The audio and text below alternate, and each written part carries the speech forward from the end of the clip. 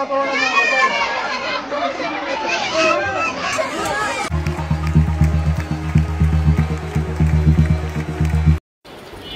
মোট মুসলিম জনসংখ্যা 2 মিলিয়ন। খ্রিস্টান জনসংখ্যা বিশ্বে মোট 2.4 মিলিয়ন। হিন্দু বিশ্বে মোট 1.2 মিলিয়ন হিন্দু জনসংখ্যা। সর্বোচ্চ বেশি হলো বৌদ্ধ 500+ মিলিয়ন এবং অন্যান্য 1.2 বিশ্বের মাঝে বৌদ্ধ ধর্মের লোক। দৃশ্যপট কিন্তু এই কথা বলো না। আমি এই পরিসংখ্যান কেন বললাম? আমাকে বলার কথা অন্য কিছু। এখন আসে কেন বলছি? এই মুসলিম জাতিকে কোনো এক সময় মুসলমানরা শাসন করত।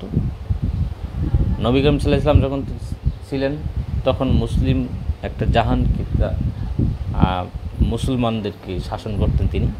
মুসলিম রাষ্ট্রগুলো খলিফা ওমর থেকে শুরু করে এই মুসলমান যখন আস্তে আস্তে ধীরে ধীরে দুর্বল হয়ে পড়ার পর এই মুসলমানদের একসময় ব্রিটিশরা শাসন করত।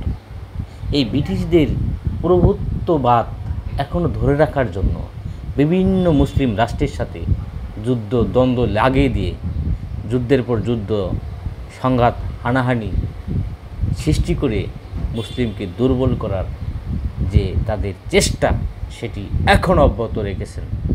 এখন গাজার দিকে তাকালে ফিলিস্তিন যে রাষ্ট্রটা, গাজার যে দৃশ্যটা সেটি দেখলে বুক কেঁপে ওঠে, বুকের ভিতরে কান্না চলে আসে, বুক ফেটে কান্না আসে। অবশ্য শিশুদের অনাহারে অর্ধাহারে খাবার জন্য সিরিয়াল ধরে দাঁড়ানো এবং বিশ্ব মানবাধিকারগুলো এখানে নীরব কেন? এবং বিশ্ব থেকে বিভিন্ন দেশ খাদ্য নিয়ে ঢুকতে পারতেছে না, ঢুকতে দিচ্ছে না। অমানবিক যুদ্ধ হতে পারে, সেটা দেশের সাথে দেশের, কিন্তু সাধারণ জনগণের কী দোষ ছিল? সাধারণ জনগণকে এভাবে কষ্ট দেওয়া হচ্ছে কেন? অবশ্য শিশুদেরকে মেরে ফেলা হচ্ছে, চিকিৎসার অভাবে মৃত্যুবরণ করছে, অনাহারে অর্ধাহারে দিন কাটছে। একটি ছবিতে একটি ভিডিওতে দেখলাম তার মা গাজায় পানির গাড়ি পৌঁছেছে, গাড়ি থেকে চুয়ে চুয়ে পানি পড়তেছে, সেখান থেকে পানি একটি পাত্র ধরে কিছু পানি নিয়ে ছেলেকে খাওয়াচ্ছে। হেঁটে যেতে পারছে মরুভূমি ভিতর দিয়ে, মাইলের পর মাইল হেঁটে যেতে পারছেন না। খাদ্যের অভাব, পানির অভাব, সমস্ত কিছু সংকট।